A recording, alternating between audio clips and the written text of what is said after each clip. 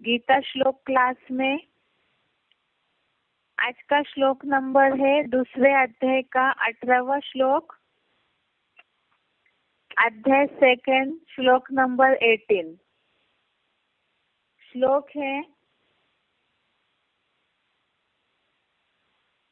अंतवंत इमे देहा नित्यस्योक्ता शरीरिणः अनाशिनो अप्रमेयस्य तस्मात् युद्धस्व भारत। श्लोक दोबारा। अंतवंत इमे देहा नित्यस्योक्ता शरीरिणः अनाशिनो अप्रमेयस्य तस्मात् युद्धस्व भारत। इसका संधि विच्छेद है अंतवंत इमे देहा नित्यस्य उक्ता शरीरिणः अनाशिनः अप्रमेयस्य तस्मात् युद्धस्व भारत। संधि विच्छेद दोबारा देखते हैं। अंतवंत इमे देहा नित्यस्य उक्ता शरीरिणः अनाशिनः अप्रमेयस्य तस्मात् युद्धस्व भारत। अभी शब्दों का अर्थ देखते हैं। नित्यस्य अर्थात नित्य, अनाशिनः अर्थात अविनाशी, अप्रमेयस्य अर्थात माप न करने योग्य, शरीरिणः अर्थात देहधारी, इमे देहा अर्थात आत्माओं के ये शरीर, अंतवंत अर्थात नाशवान, उक्ता अर्थात कहे है, तस्मात् अर्थात अतः, भारत अर्थात हे भरतवंशी, युद्धस्व अर्थात युद्ध कर। दोबारा शब्दों का अर्थ देखते हैं।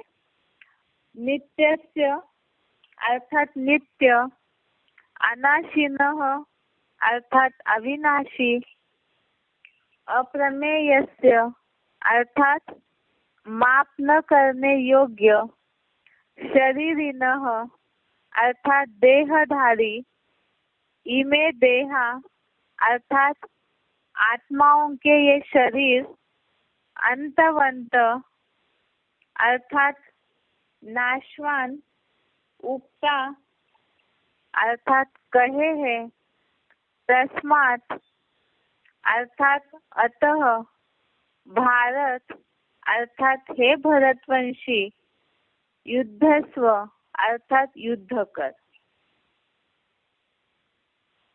इस श्लोक का अर्थ है नित्य, अविनाशी, माप न करने योग्य, देहधारी आत्माओं के ये शरीर नाशवान कहे हैं, अतः हे भरतवंशी युद्ध कर। जहाँ अर्जुन को भगवान ये बात समझा रहे हैं, शुरू के श्लोकों में हमने देखा कि अर्जुन युद्ध करने से फिर से इस दूसरे अध्याय में भी जब मना किए तो भगवान ने अर्जुन का उमंग उत्साह युद्ध के लिए बढ़ाने के लिए उनको जो भी बातें श्लोकों के द्वारा समझाई है, इसमें जैसे हमने देखा कि आत्मा अविनाशी है तो शोक करने का योग्य नहीं है, ऐसे कुछ जो बातें बताई है। इसी के साथ आज का ये श्लोक है जिसमें ये बात समझाई है अर्जुन को कि नित्य, अविनाशी आत्मा के गुणधर्म बताए जा रहे हैं कि आत्मा नित्य है, अविनाशी है और माप न करने योग्य है, क्योंकि वो दिखाई नहीं देती है आत्मा। तो ऐसी आत्मा के, देहधारी आत्माओं के ये शरीर, अर्थात आत्मा जो देह को धारण करती है, तो ऐसे देहधारी आत्माओं के शरीर नाशवान है। यहाँ दो बातों की तुलना की है कि आत्मा नित्य, अविनाशी, माप न करने योग्य है, आत्मा का यहाँ गुणधर्म बताया।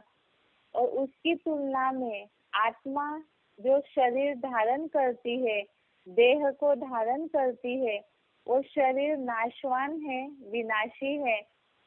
इसीलिए हे भरतवंशी अर्थात अर्जुन को ये बात बोली कि युद्ध कर। एक बार इसका क्लैरिफिकेशन सहित अर्थ पढ़ते हैं। ऐसे तो नित्य, अविनाशी, माप न करने योग्य अन्य सभी अनुरूप या अति सूक्ष्म देहधारी आत्माओं के ये शरीर चतुर्युगी के जन्म जन्मांतरों में भी नाशवान कहे हैं। अतः हे भरतवंशी धर्म युद्ध कर, क्योंकि आत्मधर्म ही अविनाशी है। यहाँ बात आई आत्मा के लिए ऐसे तो नित्य, अविनाशी, माप न करने योग्य अन्य सभी अनुरूप अति सूक्ष्म आत्मा की ये गुणधर्म आए। इसमें जो बात आई है ऐसे तो नित्य, अविनाशी, माप न करने योग्य अन्य सभी अनुरूप अति सूक्ष्म। यहाँ जो बात आई है अन्य सभी अनुरूप अति सूक्ष्म, ऊपर के श्लोक को अगर हम देखेंगे उसमें जो सृष्टि बीज है, जिस श्लोक में हमने कल देखा है, सृष्टि बीज जो है महादेव, जो अकाल मूर्त है, उनकी विशेषता बताई उस हीरो पाठधारी की कि वो इस मानवीय सृष्टि वृक्ष के बीज है। इसीलिए कल्प के अंत में भी कोई भी प्रकार से उनका विनाश करने में कोई समर्थ नहीं है। अकाल मूर्त है अर्थात उनका शरीर भी विनाश के समय नाश नहीं होता है, और आत्मा रूपी बीज तो अविनाशी है ही है। और उनकी तुलना में यहाँ इस श्लोक में बात आई ऐसे तो नित्य, अविनाशी, माना आत्मा जो है वैसे देखा जाए तो नित्य है, सदैव रहने वाली है, अविनाशी भी है और माप न करने योग्य है। और इसमें ये शब्द आया क्लैरिफिकेशन में, अन्य सभी अनुरूप अति सूक्ष्म, अर्थात जो हीरो पाठधारी है, जिनके शरीर का विनाश नहीं होता है, विनाश महाविनाश में भी, कल्प के अंत में भी, तो उनकी तुलना में अन्य सभी आत्माएं जो अनुरूप अति सूक्ष्म देहधारी आत्माओं के जो शरीर है, और चतुर्युगी के जन्म जन्मांतरों में भी नाशवान कहे हैं। जितनी भी आत्माएं हैं, वैसे आत्मा जो है वो आत्मा तो सूक्ष्म है, अति सूक्ष्म अनुरूप है, और इसीलिए ही आत्मा का गुणधर्म यहाँ बताया जा रहा है जो माप न करने योग्य है, जो अनुरूप है, अति सूक्ष्म है, जो दिखाई नहीं देती है। तो ऐसी जो आत्मा है जो आंखों से देख नहीं सकते है, सूक्ष्म है, उसे मापा कैसे जाएगा, इसीलिए माप न करने योग्य है। ऐसी आत्मा जो बहुत सूक्ष्म है, उसका विनाश नहीं होता है, उसकी तुलना में जो ये आत्माओं के शरीर है और चतुर्युगी के जन्म जन्मांतरों में भी नाशवान है। और जब शरीर नाशवान ही है, शरीर नष्ट ही होते हैं, तो इसीलिए ही अतः हे भरतवंशी धर्म युद्ध कर, इसलिए धर्म युद्ध के लिए प्रेरणा दी जा रही है। अर्जुन जिसे स्थूल हिंसा समझ रहे हैं, उस हिसाब से यहाँ बताया जा रहा है कि ये जो धर्म युद्ध चल रहा है, असत्य सत्य का युद्ध है, धर्म अधर्म का युद्ध है, इसमें जो भी आत्माओं ने देह धारण किया है उसका तो विनाश होना ही है महाविनाश के कल्प के अंत में। तो इसीलिए ही हे भरतवंशी अर्थात अर्जुन के लिए संबोधित करके बात बोली कि धर्म युद्ध कर, क्योंकि आत्म धर्म ही अविनाशी है। अर्थात आत्मा का जो मूल धर्म है, जैसे शरीर का धर्म है कि प्रकृति है वो परिवर्तन होती है, नाश तो होती ही है। ऊपर के श्लोक में जैसे एक संदर्भ आया कि ये जो देहधारी आत्मा है, देहधारी है या ये जो देह है, देहिनोस्मिन् यथा देह, इस श्लोक में ये बात आई देह की तो इस शरीर में, आत्मा की इस शरीर में अवस्थाएं बदलती रहती है, कुमार अवस्था, युवा अवस्था, बुढ़ापा, और बाद में फिर दूसरे शरीरों की भी प्राप्ति होती है। इसी तरह से यहाँ बताया कि चतुर्युगी में जन्म जन्मांतरों में भी ये शरीर तो जन्म चेंज होते रहता है, तो वैसे शरीर तो नष्ट होते ही है।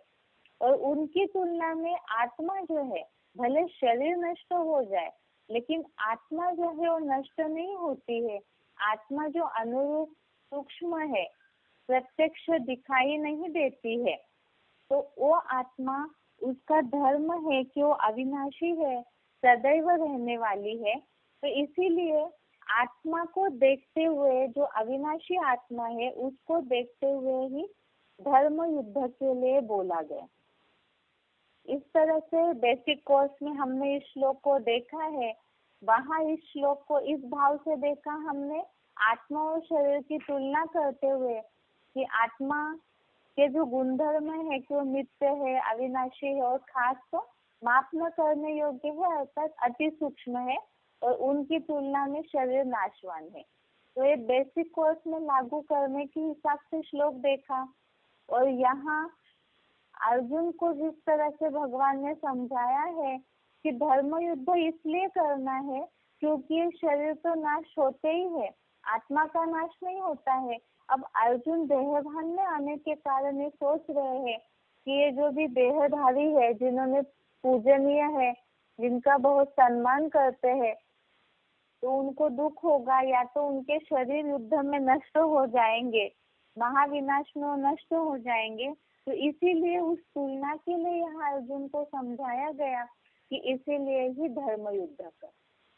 अब यहाँ भगवत गीता में अर्जुन को इस भाव से युद्ध के लिए प्रेरित किया है क्योंकि आत्मा का धर्म अविनाशी है। अब नंबरवार जो पुरुषार्थी है उनके लिए भी ये बात लागू होती है। कई ऐसे होता है पुरुषार्थी जीवन में जो युद्ध चल रहा है, धर्म युद्ध, तो उस समय जहाँ देहभान आता है, देह के पूर्ति की बात आती है, भौतिक शरीर के सुख की बात आती है, तो वहाँ आत्मा को भूल करके शरीर की तरफ बुद्धि जाती है। तो ये जो युद्ध है इसमें कहीं ना कहीं पीछे हटते हैं। इसीलिए ही पुरुषार्थी जीवन में इस बात को बुद्धि में रखना जरूरी है कि शरीर तो बदलते रहते हैं, शरीर की अवस्थाएं, कुमार, युवा अवस्था, बुढ़ापा आता ही है। तो इसीलिए देहभान में रहेंगे तो उसी तरफ जो विनाशी चीज है उस तरफ बुद्धि जाएगी। जैसे बेहद विशाल रूप में सोचना चाहिए कि पुरुषार्थ करना अर्थात पुरुष अर्थ आत्मा के अर्थ ही करना है, क्योंकि उससे जन्म जन्मांतर की प्राप्ति होगी। और शरीर के भान में रहकर शरीर को देखते हुए रहेंगे तो फिर शरीर तो विनाशी है, तो उसके लिए पीछे पड़ेंगे, तो उसका तो विनाश होना है, तो प्राप्ति का भी विनाश होगा, भौतिक प्राप्तियों का। इसीलिए ही आत्मिक स्थिति को देखते हुए आत्मा के अर्थ पुरुषार्थ करते रहेंगे तो धर्म युद्ध में पीछे नहीं हटेंगे। इसलिए ये बात बुद्धि में रखना जरूरी है कि आत्मा का धर्म अविनाशी है, तो आत्मा के अर्थ ही पुरुषार्थ करना है और धर्म युद्ध भी इसीलिए करना है ताकि स्वर्ग की प्राप्ति हो। इस तरह से आज का ये श्लोक है। एक बार इसका दोबारा अर्थ पढ़ते हैं। ऐसे तो नित्य, अविनाशी, माप न करने योग्य अन्य सभी अनुरूप, अति सूक्ष्म देहधारी आत्माओं के ये शरीर चतुर्युगी के जन्म जन्मांतरों में भी नाशवान कहे हैं।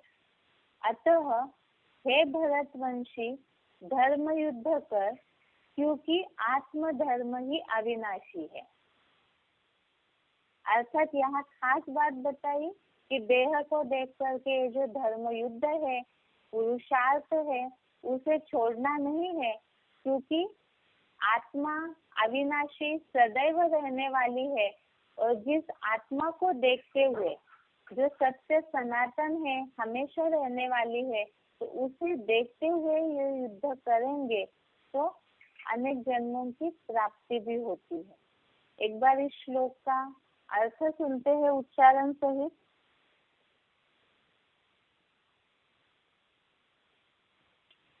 अन्तवन्त इमे देहा नित्यस्योक्ता शरीरेण अनाशिनो प्रमेयस्य तस्माद्युध्यस्व भारत। ऐसे तो नित्य, अविनाशी, माप न करने योग्य, अन्य सभी अनुरूप अति सूक्ष्म देहधारी आत्माओं के ये शरीर चतुर्युगी के जन्म जन्मांतरों में भी नाशवान कहे हैं। अतः हे भरतवंशी, धर्म युद्ध कर, क्योंकि आत्मधर्म ही अविनाशी है।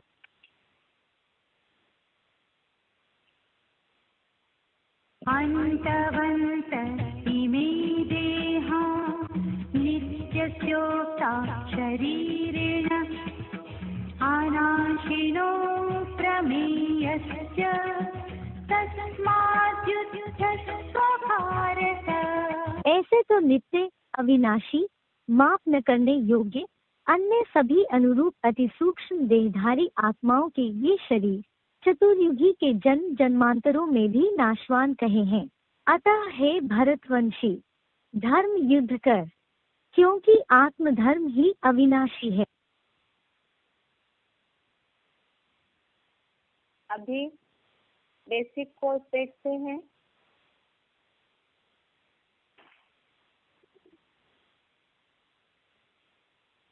बेसिक कोर्स के में 4 वाले कोर्स में हमने समझा था कल, आत्मा की 3 शक्तियां हैं। अध्यात्म अर्थात ही आत्मा के अंदर का ज्ञान। तो आत्मा की ये जो 3 शक्तियां हैं, इन्हें समझना जरूरी है। मन, बुद्धि और संस्कार। दुनिया वाले तो इस बात को जानते हैं, मन में विचार चलते हैं, इसीलिए व्यवहारिक रूप से कहते हैं मन खराब है, मन बहुत खुश है। बुद्धि के बारे में भी लोग जानते हैं व्यवहारिक रीति से कि बुद्धि बहुत अच्छी बुद्धि है तो बहुत होशियार होते हैं। जिनकी बुद्धि डल है वो कम होशियार होते हैं, तो आगे नहीं बढ़ पाते हैं। संस्कारों के लिए भी लोग समझते हैं कि आदतें के रूप में, तो इसीलिए ये व्यवहारिक रीति से सब लोग दुनिया में जानते हैं मन, बुद्धि, संस्कार क्या है। लेकिन यहाँ परमात्मा आकर के खास बात क्या बता रहे, आत्मा के अंदर की ये जो 3 शक्तियां हैं, उसकी गहराई को जानने के बाद ही मनुष्य आज जो दुखी है, परेशान है, उन सब बातों का मूल रूप से जो इलाज है। आत्मा बीमार है, शरीर बीमार होता है, तो उसका मूल कारण है कि आत्मा की ये जो 3 शक्तियां है, शरीर को चलाने वाला जो ड्राइवर है वो बीमार है, उसकी जो ये जो 3 शक्तियां है वो खराब हुई है, बीमार है। इसीलिए ही वास्तव में मनुष्य आज दुखी है, और इसीलिए ही इस अध्यात्म ज्ञान की सबको आवश्यकता है। इसमें सबसे पहले है मन, संकल्प शक्ति। हमने मन के बारे में कल देखा है कि मन जो संकल्प शक्ति है, बीज है, जिसके लिए बोला जाता है ब्रह्मा के संकल्प से सृष्टि रची गई। तो इसी आधार से हम अपने अच्छे और बुरे संकल्पों से सृष्टि रचते हैं। और मन की जो वास्तव में शरीर की बीमारी इतना तंग नहीं करती, कमजोर नहीं करती है, जितना मन के कारण व्यक्ति ज्यादा कमजोर होता है। तो मनोबल कहा जाता है, मन का बल बहुत ही एक शक्तिशाली चीज है जिसका महत्व लोग नहीं समझ रहे हैं। लोग इस बात को जानते हैं, मनोबल अर्थात दृढ़ता होनी चाहिए, लेकिन वो कैसे आएगी, क्या करना चाहिए उसके लिए, तो उसका इलाज, उसकी दवाई लोग जानते नहीं है। इसीलिए आज दुनिया में लोग डिप्रेशन पेशेंट बन रहे हैं। कई ऐसी शारीरिक बड़ी बीमारियां होती है जिसका इलाज कई दवाइयों के बाद भी नहीं समझ पाते हैं। तो ये मनोबल बढ़ाने का रास्ता क्या है, इस संकल्प शक्ति को दृढ़ करने के लिए जिससे कि बल बढ़े, उसका उपाय क्या है? तो वो उपाय है वास्तव में एकाग्रता। एकाग्रता से ही संकल्प शक्ति जो है वो दृढ़ हो सकती है। अब वो एकाग्रता आएगी कैसे? दुनिया में तो लोग बहुत सारे मेडिटेशन करते हैं, योगा करते हैं, बहुत सारे उपाय अपनाते हैं, लेकिन फिर भी मनुष्य की आज सबसे बड़ी समस्या है मन एकाग्र नहीं होता है, और इसी के कारण मनोरंजन के साधन ढूंढते हैं, लेकिन मनोरंजन के अल्पकाल के साधनों से मन का रंज, मन का दुख दूर नहीं हो सकता है। उसका उपाय क्या है? इसका उपाय मन को कंट्रोल करने का, मन की एकाग्रता का उपाय बताया है अभ्यास और वैराग्य। अर्जुन का मन बहुत चंचल है, भगवत गीता में बार बार वो अपने विचारों को बदल रहे हैं, तो इसीलिए उन्होंने भगवान से बोला कि हे मन जो है बंदर की तरह बहुत चंचल है, बलवान है, हठी है, तो उसे क्या करना चाहिए, कैसे रोकना चाहिए? जिसके लिए हमने कल 6वें अध्याय का 34वां श्लोक देखा। अध्याय 6 श्लोक नंबर 34 में अर्जुन ने भगवान से इस बात को पूछा कि मन को कैसे कंट्रोल करना चाहिए। उसका उपाय भगवान ने बताया 6वें अध्याय का 35वां श्लोक, अध्याय 6 श्लोक नंबर 35। इसमें भगवान ने बताया कि ये मन जो है वो बहुत ही दुराग्रही चंचल है, तो इसे इस एटॉमिक महाविनाश का, जो दुनिया का विनाश होने वाला है, उसके प्रति वैराग्य और योग का अभ्यास होना चाहिए। तो मन कंट्रोल करने का उपाय क्या है? अभ्यास और वैराग्य। ये भगवत गीता में सभी मनुष्य मात्र जो जीवन का युद्ध चल रहा है सबका, तो उनके सबके लिए उपाय बताया है मन के कंट्रोल का। अभ्यास और वैराग्य से ही एकाग्रता आएगी। दुनिया में तो सब जानते हैं आज दुनिया की क्या हालत है। जिज्ञासु उनसे पूछिए कि आज न्यूज़पेपर सारे भरे हुए हैं, सब जगह पे डिप्रेशन, जो भी अत्याचार भ्रष्टाचार, जो कुछ भी हो रहा है दुनिया में, वो सबका मूल कारण है मनोबल सबका कम हुआ है।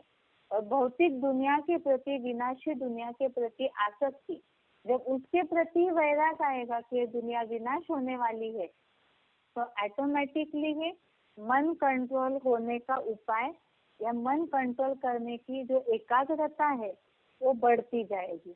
अब उसके लिए क्या करना चाहिए? केवल एक मन से ही हो जाएगा? जैसे शरीर है, शरीर से जो हम कर्म इंद्रियों से, ज्ञानेंद्रियों से कर्म करते हैं, तो आपस में सबकी आवश्यकता है। शरीर का कोई भी एक इंद्रिय नहीं है तो समस्या हो जाती है व्यक्ति को जीवन में। इसी तरह से केवल अकेले मन से नहीं होगा। मन संकल्प करता है तो उसके लिए जरूरी है मन से भी ऊपर कोई शक्ति है। वो क्या है? बुद्धि है। बुद्धि के लिए हमने देखा निर्णय करने समझने की शक्ति ही बुद्धि है, जिसे ज्ञान कहा जाता है। अब ये मन से भी ऊपर शक्तिशाली है बुद्धि, और इस बुद्धि के द्वारा ही मन को कंट्रोल किया जा सकता है, जिसके लिए ही हमने कल कठोपनिषद वाला, कठोपनिषद में जो उल्लेख आया है मन बुद्धि का, तो उसे हमने समझा था। जो बोला हुआ है कि शरीर जो है ये रथ है, इंद्रिया इसके घोड़े है, और इंद्रिया जो विषय भोग सेवन करती है, जो कुछ इंद्रिया कर्म करती है ज्ञानेंद्रियों और कर्मेंद्रियों से, तो वो इन घोड़ों के विचरण का मार्ग है, अर्थात रास्ता है घोड़ों का चलने का। और इसके लिए बताया कि मन जो है रस्सी है, बुद्धि जो है सारथी है। अब ये बुद्धि सारथी मन रूपी रस्सी को पकड़ के रखे, तब ये इंद्रिय रूपी घोड़े चंचलता नहीं करेंगे, अर्थात सही दिशा में विचरण करेंगे। और इसका उपाय क्या है? मतलब ये बात तो कठोपनिषद में जो वर्णन आया है इसे हमने समझा, लेकिन इसे व्यवहारिक जीवन में कैसे लागू करें? जैसे कोई भी इंद्रिया है, आंखें चंचल हो रही है, कान अपना रस लेने के लिए कुछ न कुछ सुनना चाहती है, मुख भी कहीं चंचल हो जाता है, कई बार कंट्रोल न होने पर कई अपशब्दों का उपयोग करते हैं वाचा से, या तो फिर मुख से अनेक अनेक स्वाद लेने की इच्छा होती है। तो ये है इन इंद्रिय रूपी घोड़ों के विचरण का मार्ग, चलने का रास्ता। तो इस पे मन चंचल है, उसमें तो बहुत संकल्प चलते रहते हैं। तो जैसे ही संकल्प चलते हैं तो बुद्धि जो सारथी है वो उस मन को कंट्रोल करे। तो यही है वास्तव में बुद्धि का कार्य, जो सर्वोपरि है मन से भी, जो इस मन रूपी लगाम रूपी रस्सी को कंट्रोल करे। तब ही बुद्धि और मन के मिलाप से ही अभ्यास और वैराग्य संभव है। इसी के लिए बोला जाता है, जैसे बोला है कि मन चंगा तो कटौती में गंगा, मन खुश है तो जहान खुश है। तो इसी तरह से बुद्धि की शक्तिशाली होना, बुद्धि पावरफुल होना, समर्थ होना, इसका उपाय, इसकी प्राप्ति की निशानी कहावत में बताई है कि जहाँ सुमति वहाँ संपत्ति नाता, और जहाँ कुमति वहाँ विपत्ति निधान। अर्थात बुद्धि का महत्व बहुत ज्यादा है, वही वास्तव में मनुष्य जीवन के सफलता का आधार भी है। इसीलिए ये बुद्धि जो है वही वास्तव में अभी कमजोर हुई पड़ी है। सबकी ही बुद्धि कमजोर है, इसीलिए ही बुद्धिमानों की भी जो बुद्धि है वो भगवान है, उनका ज्ञान सही रीति से बुद्धि में नहीं है, उनकी असली पहचान बुद्धि में नहीं है। अलग अलग जगह पे बुद्धि भटकने के कारण ही बुद्धि कमजोर हुई है, और इसी के कारण ही बुद्धि का गलत प्रयोग होने के कारण ही खुद ही मनुष्य अपना शत्रु बन पड़ा है। अब इसके लिए क्या करना है फिर? लोग तो सब दुनिया में जानते हैं, इस बात को लोगों को, जिज्ञासुओं को समझाना जरूरी है कि बुद्धि कमजोर हुई है, ये कैसे माना जाएगा?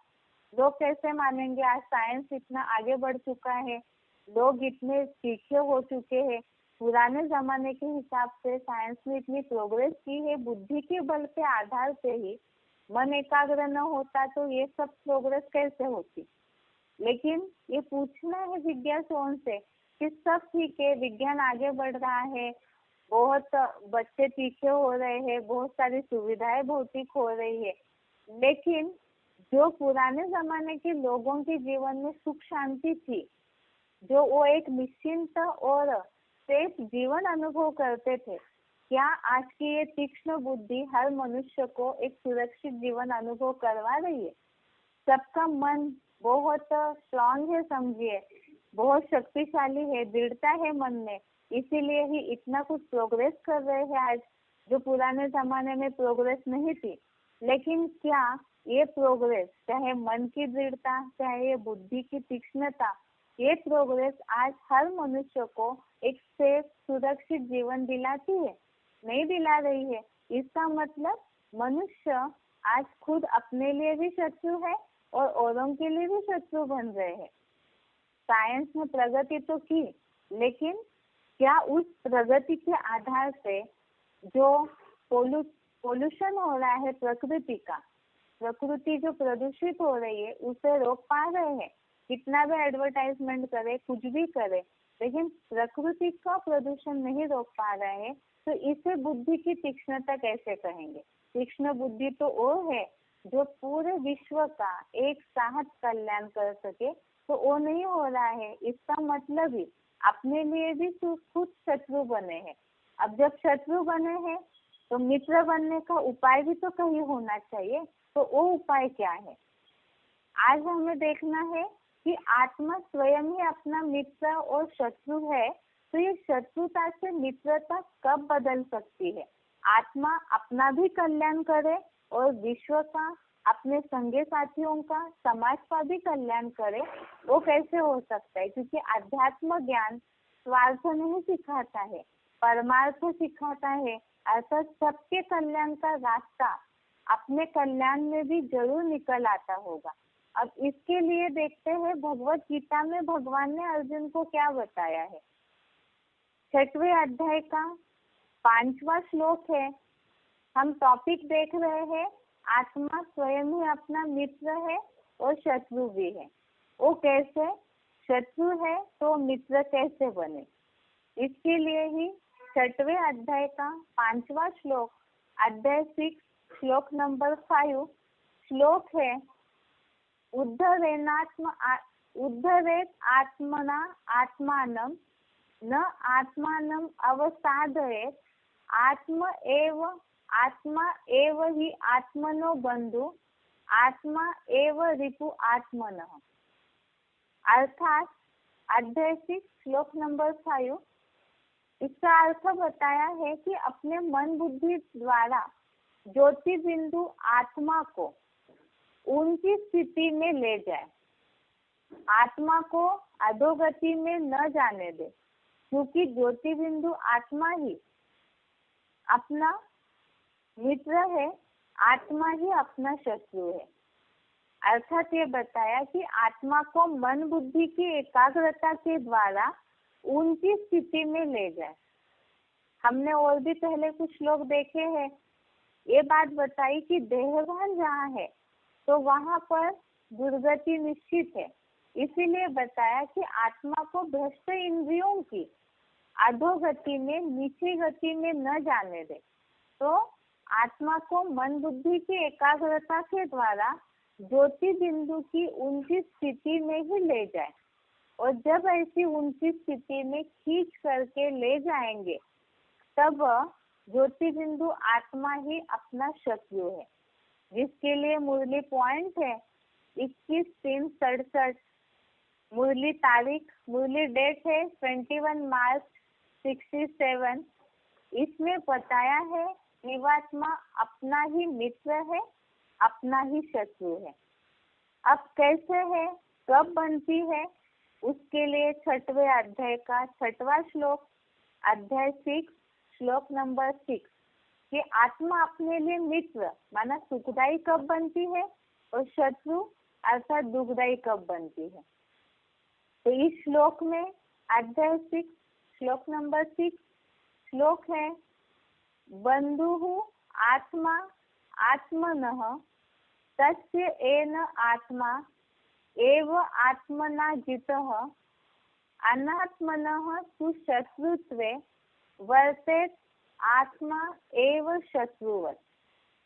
अर्थात जिसने अपनी चेतन बनी मन बुद्धि द्वारा ज्योति बिंदु आत्मा को जीता है, उसकी आत्मा ही मन जीत होने से अपना मित्र है।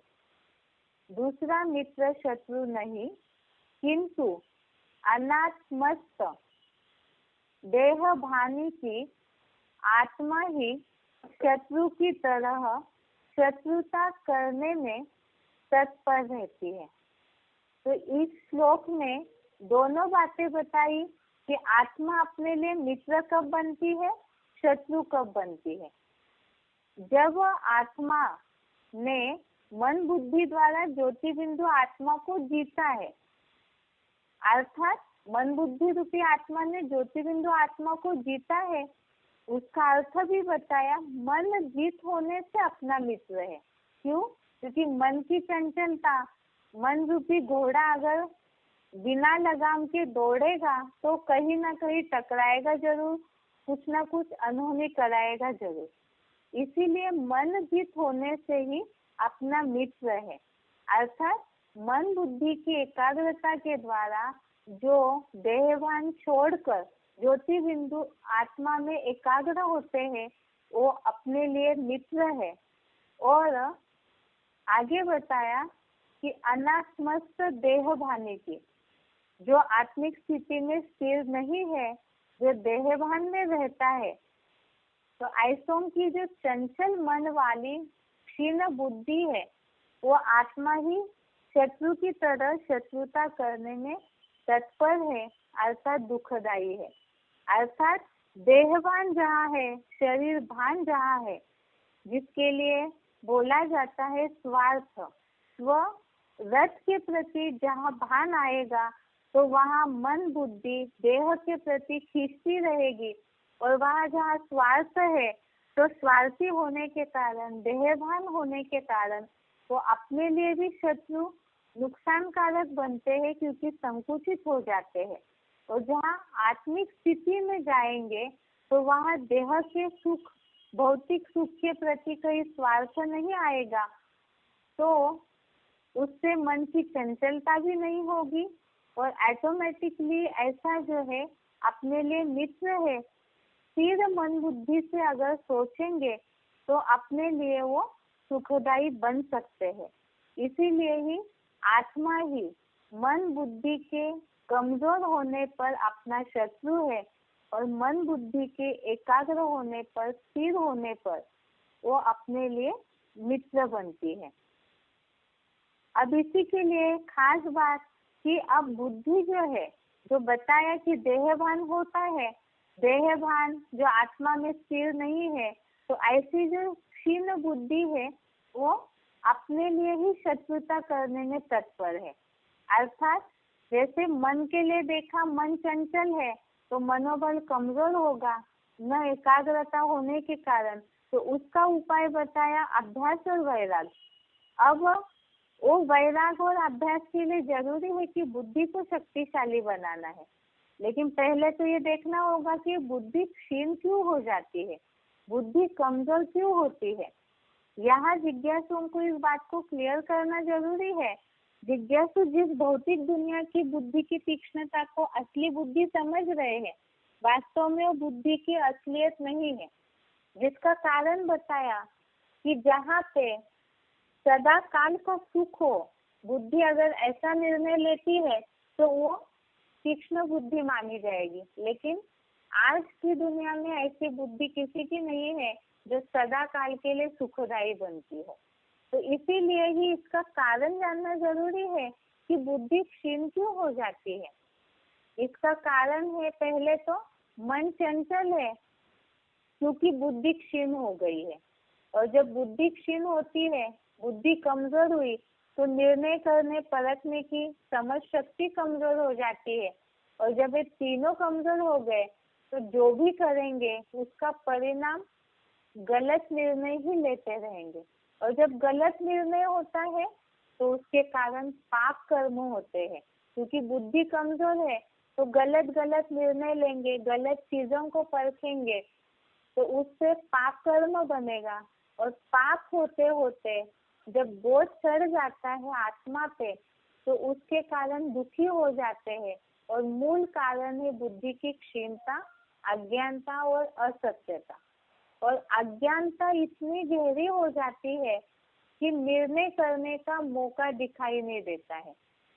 कई बार ऐसे होता है कि बहुत सारी बातों की मन बुद्धि में कंफ्यूजन चलते रहती है, तो उसके कारण बहुत बातें चलने के कारण ही सही निर्णय नहीं ले पाते हैं, क्योंकि बुद्धि भटक रही है, बहुत सारी बातों में उलझी हुई है, तो वही वास्तव में अज्ञानता है। और ऐसी जो अज्ञानता है उसके कारण सही निर्णय नहीं ले पाते हैं। अब इसका कारण क्या है, ये अज्ञानता आई कहाँ से? तो आई पूर्व जन्मों के संस्कारों के कारण। पूर्व जन्मों के संस्कार जो अनेकों का संस्कार रंग लिया हुआ है, जैसे भी कर्म किए हैं, संस्कारों की जो छाप पड़ी है, वो बुद्धि को कंट्रोल करते रहते हैं। इसका उदाहरण कैसे देखेंगे? जैसे कोई कुछ भी गलत काम करते जा रहे हैं तो उनको अगर समझाया भी जाएगा तो भी ऐसे होता है कि थोड़ा बहुत अगर विवेक बुद्धि बची होगी तो समझ भी जाएंगे, तो भी उस बात को करते रहते हैं, क्योंकि पूर्व जन्मों के संस्कार जो है उनको बुद्धि की निर्णय शक्ति को कंट्रोल करते हैं। और ये जो संस्कार पक्का हो जाता है तो फिर आदमी का सोचना और विचारना बंद हो जाता है, और इसके कारण ऐसा सोचना विचारना बंद हो जाता है। ऐसा कौन सा संस्कार है जो इतना पक्का हो जाता है मनुष्य में कि अज्ञानता को बढ़ा देता है? बुद्धि क्षीण कर देता है, अज्ञानता को बढ़ाता है, तो ये कौन सा संस्कार है जो सारे पापों का बाप है, दुखों का मूल कारण है। अर्जुन ने भी भगवान से इस बात को पूछा है कि मनुष्य किसकी प्रेरणा से पाप करता है। आज लोग इस बात को समझ ही नहीं पा रहे हैं कि किस कारण पाप हो रहे हैं, किस कारण अज्ञानता आ रही है। देहभान इतना बढ़ा हुआ है मनुष्यों के अंदर कि वो पाप कर रहे हैं। आज जो भी न्यूज़पेपर भरे हुए हैं, भ्रष्टाचार, अत्याचार, जो कुछ भी न्यूज़पेपर्स में लिख के आता है, तो क्या इन सब मनुष्य मात्र को इस बात का ज्ञान है कि वो पाप कर रहे हैं? नहीं है, क्योंकि संस्कार अज्ञानता के इतने पक्के हुए हैं। तो ये सारे पापों का मूल क्या है? देहभान। अर्जुन ने भी भगवान से पूछा है, ये टॉपिक है। पहले हम देख रहे थे बुद्धि क्षीण क्यों हुई। बुद्धि क्षीण हुई क्योंकि संस्कार पक्के हैं पूर्व जन्मों के, और अज्ञानता बहुत गहरी और पक्की हो गई है। वो अज्ञानता क्या है जिसके कारण मनुष्य पाप कर रहा है? तो पापों का मूल है देहभान। अब टॉपिक है पापों का मूल है देहभान, तो इसे हम समझते हैं श्लोक के आधार से कि किस कारण मनुष्य पाप करता है। तीसरे अध्याय का 36वां श्लोक, अध्याय 3, श्लोक नंबर 36। इसमें अर्जुन ने पूछा है भगवान से। अर्जुन उवाच, श्लोक है, अथ केन प्रयुक्तोऽयं पापं चरति पुरुषः अनिश्चनपि वाष्णेय बलात् इव नियोजितः। अर्थात ये केवल शॉर्ट अर्थ पढ़ रहे हैं कि इच्छा न होते भी पीछे से या चोरी से बलपूर्वक लगाए हुए की तरह यह पुरुष किसकी प्रेरणा से पाप करता है। अर्थात अर्जुन ने भगवान से पूछा कि ये पुरुष किसकी प्रेरणा से पाप करता है। तो उसके लिए भगवान ने अर्जुन को उत्तर दिया है। श्लोक है तीसरे अध्याय का 37वां श्लोक, अध्याय 3, श्लोक नंबर 37। इसमें किस कारण मनुष्य पाप करता है उसका जवाब भगवत गीता में भगवान ने बताया है। कामेश क्रोधेश रजोगुण समुद्भवः महाशनो महापापमा विद्धि एनम इह वैरिणम। अर्थात रजोगुण से पैदा यह डकैतों का मुखिया काम विकार और यह सत्यानाशी क्रोध बहुत भोगी है, बड़ा पापी है, और इसे ही संसार में इसको वैरी समझ। क्यों पापी है वो बताया कि ये जो काम विकार है, क्रोध है, बहुत भोगी और पापी है। क्यों है उसे बताया कि कामांग ही विनाशी देह में आत्मा का महापापी भ्रष्टांग है। और सतयुग में तो देवता श्रेष्ठ इंद्रियों से भोगी है, और कलयुग में द्वापर युग में कामेंद्रियों का सुख भोगते भोगते देह भान की मिट्टी में बुद्धि इतनी लिप्त हो जाती है कि जिसके कारण देह भान बढ़ता है। देह भान से ये विकार आते हैं, और ये विकार और ही देह रूपी मिट्टी में बुद्धि को लिंपायमान करते हैं, मन को भी खींच लेते हैं। तो इसीलिए ही ये पापों का मूल है, जिसके लिए रजोगुण से द्वापर युग से जब से ही देहभान आने लगा, वैसे ही मनुष्य अपने को आत्मा भूल देह समझने लगते हैं, देह का भान आने लगता है। और जहाँ देह का भान आया वहाँ ही सबसे पहले काम अर्थात काम विकार या इच्छाओं की उत्पत्ति होने लगी, और उसके कारण ही फिर बाकी 5 विकारों की निर्मिति शुरू हो जाती है। तो इसीलिए देह भान जो है वही वास्तव में सबसे बड़ा अज्ञान है, और आत्मिक स्थिति ये सबसे बड़ा ज्ञान है। तो इससे हमने समझाया कि पापों का मूल क्या है, देहभान है। तो लोगों को इस बात को समझाना जरूरी है कि आज दुनिया के दुखों का मूल कारण क्या है, कामना है, अपनी विषय भोग की प्राप्ति की इच्छा, और वो इच्छा पूरी न होने के कारण बाकी विकार, तो देह भान के कारण ये अज्ञानता बढ़ जाती है। और इसीलिए ही ये जो 5 विकार है, ये 5 विकार ही वास्तव में असुरों के लक्षण है और नरक के द्वार है। जिज्ञासुओं को इस बात को कन्विंस करना, इस बात को समझाना जरूरी है। कई बार जो लोगों के मन में गलतफहमी रहती है कि जिस धन के सुख में, जिस भौतिक दुनिया के मान मर्तबा में वो जी रहे हैं, वो वास्तव में उनके लिए स्वर्ग है।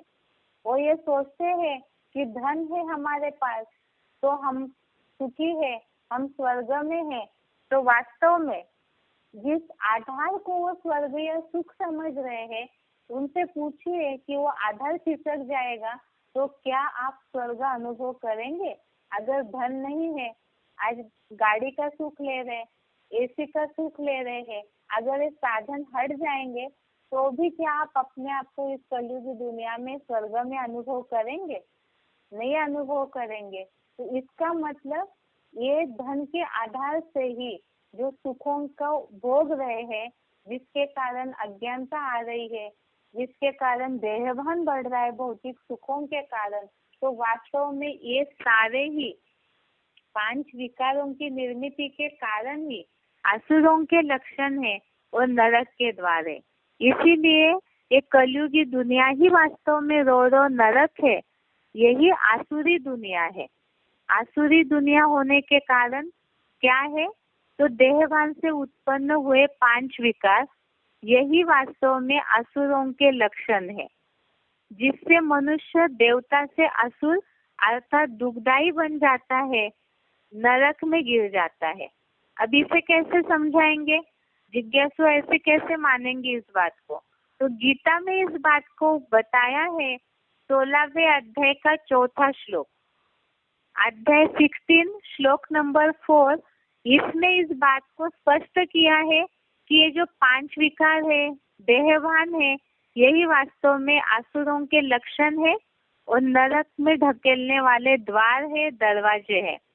श्लोक है अध्याय 16 श्लोक नंबर 4, दंभो दर्पः अभिमानश्च क्रोधः पारुष्यम एव च अज्ञानम च अभिजातस्य पार्थ संपदम आसुरीम। अर्थात हे सारी पृथ्वी के राजा, दिखावा मात्र पाखंड, घमंड और देहगत श्रेष्ठता का अभिमान तथा अंदरूनी बाहरी क्रोध, कठोरता और ऐसे ही बेसमझी, ये अवगुण द्वैतवादी द्वापर से आए विधर्मियों की हिंसावादी राक्षसी संपत्ति से जन्म लेने वालों के हैं।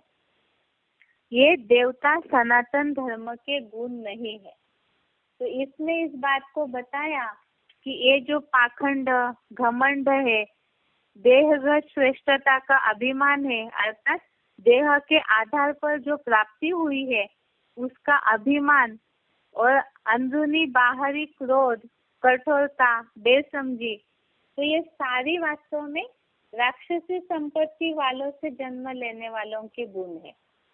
तो ये अगर लोग सब मनुष्य अपने अंदर इस बात की गहराई को देखे कि भगवत गीता के आधार से आज की दुनिया में देह के कारण, देह की सुंदरता हो, देह के कारण जो भी प्राप्ति हो रही है, उसके कारण कहीं ना कहीं अवगुण बड़े रूप में, छोटे रूप में, लेकिन सभी के अंदर ही है। तो इसीलिए ही यही वास्तव में असुरों के लक्षण है। और साथ में और भी इसमें श्लोक बताया, 16वें अध्याय का 16वां श्लोक, अध्याय 16 श्लोक नंबर 16। इसमें ये बात बताई, अनेक चित्त विभ्रांता मोह जाल समावृता प्रसक्तः काम भोगेषु पतंती नरके असुचो। अर्थात अनेक विचारों में भटके हुए, संबंधियों के मोह जाल में पूरे घिरे हुए और काम भोग में पूरे आसक्त हुए वैश्यावृत्ति के गंदे रोरो नरक में गिरते हैं। तो इसमें तो पूरी तरह से कलयुगी दुनिया की स्पष्ट हालत बताई है।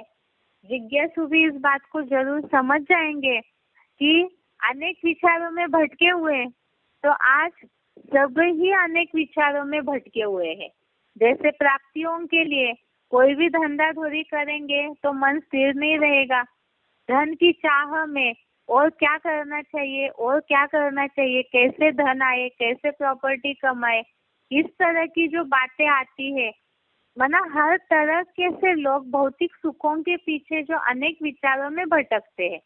और साथ साथ एक इससे कनेक्टेड है, ये जो प्राप्तियां है वो कहीं ना कहीं संबंधियों के मोह के कारण ही तो करने की इच्छा होती है, अपने स्वार्थ के लिए, और इस देह से जो जुड़े हुए देह के संबंधी और पदार्थ है, तो उसके चलते ही तो ये सब बातों में विचारों में भटक जाते हैं।